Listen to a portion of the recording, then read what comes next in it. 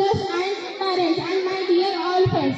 My name is Unnati Shankar Chavan. First of all, you all a very happy Republic Day. Today is 26th January and we are celebrating 77th Republic Day in our country.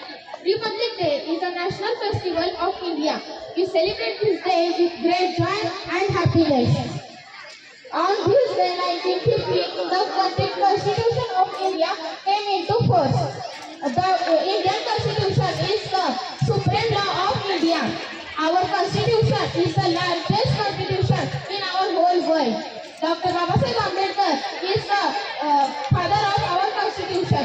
The Constitution provides us the fundamental rights of its citizens irrespective to caste, gender, religion, education and more.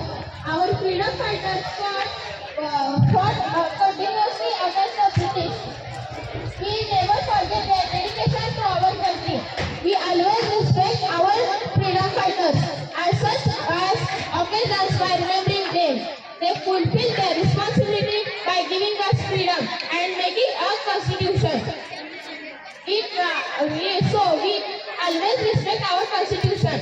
Republic Day make us realize the importance of democracy.